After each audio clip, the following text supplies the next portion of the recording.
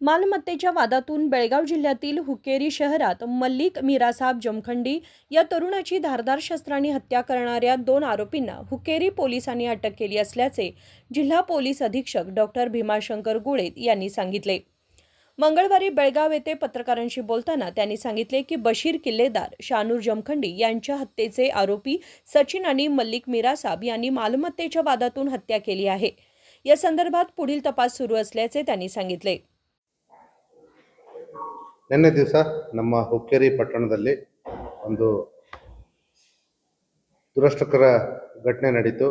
ಅದರಲ್ಲಿ ಆಡಾಗಲೇ ಮಲಿಕ್ ಮೀರಾಸಾಬ್ ಜಮಖಂಡಿ ಅನ್ನುವಂಥ ಯುವಕನನ್ನ ಯಾರೋ ಮಾರಕಾಸ್ತ್ರಗಳಿಂದ ಹಲ್ಲೆ ಮಾಡಿ ಅವನ ಕೊಲೆಗೆ ಕಾರಣರಾಗಿದ್ದರು। ಈ ವಿಚಾರದಲ್ಲಿ ಮಾಹಿತಿ ಬಂದ ತಕ್ಷಣ ಸ್ಥಳಕ್ಕೆ ಧಾವಿಸಿದ ಪೊಲೀಸರು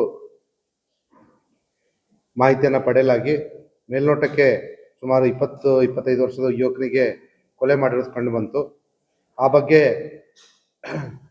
ಮಾಹಿತಿಯನ್ನು ಕಲೆ ಹಾಕಬೇಕಾದ್ರೆ ಆ ಯುವಕನ ಜೊತೆ ಇದ್ದಂಥ ಮತ್ತೊಬ್ಬ ಯುವಕ ಸಚಿನ್ ಅನ್ನಂಥವನು ಒಂದು ಪೊಲೀಸರಿಗೆ ಮಾಹಿತಿ ಕೊಡ್ತಾನೆ, ಸರ್ ನಾನು ಮತ್ತೆ ಮಲ್ಲಿಕ್ ಇಬ್ಬರು ಕೂಡ ಬೈಕಲ್ಲಿ ಬೆಳಗಾವಿಗೆ ಹೋಗ್ತಾ ಇದ್ವಿ। ಆ ಒಂದು ಸಂದರ್ಭದಲ್ಲಿ ಹಿಂದೆ ಇಬ್ಬರು ಯುವಕರು ನಮ್ಮನ್ನು ಫಾಲೋ ಮಾಡ್ತಾ ಇದ್ರು।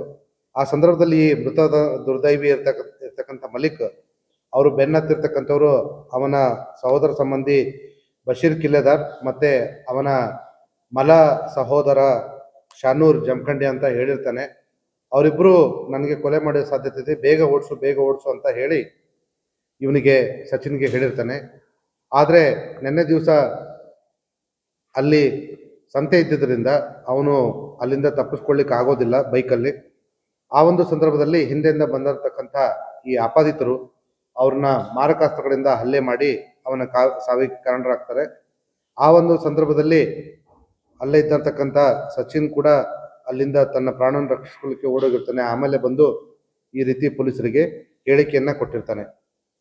ಈಗಾಗಲೇ ತಕ್ಷಣ ಮಾಹಿತಿ ಗೊತ್ತಾದ ತಕ್ಷಣ ಇನ್ನೂ ನಮ್ಮ ಪೊಲೀಸರು ಆರೋಪಿತರಾದಂಥ ಬಶೀರ್ ಮತ್ತು ಶನೂರ್ನನ್ನ ಅಲ್ಲಿ ಅವರು ಆಲ್ರೆಡಿ ತಪ್ಪಿಸ್ಕೊಳ್ಳುವಂಥ ಒಂದು ಸಾಧ್ಯತೆ ಇದ್ದು ಅವರು ಓಡೋಗ್ತಾ ಇರ್ತಾರೆ। ಅವ್ರನ್ನ ಪೊಲೀಸರು ತಕ್ಷಣ ಬಂಧಿಸ್ತಾರೆ।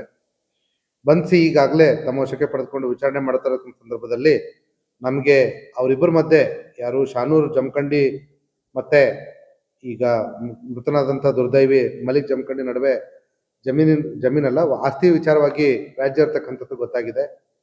ಇವರಿಗೆ ಈಗಾಗಲೇ ಒಂದು ಶಾಪಿಂಗ್ ಕಾಂಪ್ಲೆಕ್ಸು ಮತ್ತೆ ಒಂದು ಮನೆ ಇದೆ ಧೂಪದಾಳದಲ್ಲಿ।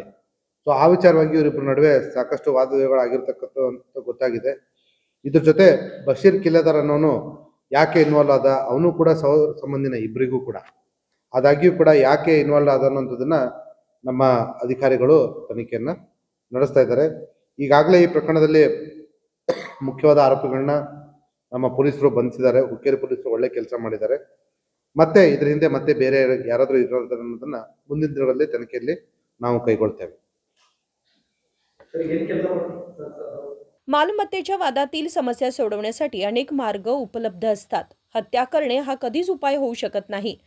जेव्हा एखादी व्यक्ती मानसिकदृष्ट्या विचार करण्याची क्षमता गमावते तेव्हा अशा प्रकारच्या हत्येच्या घटना घडतात असेही त्यांनी नमूद केले।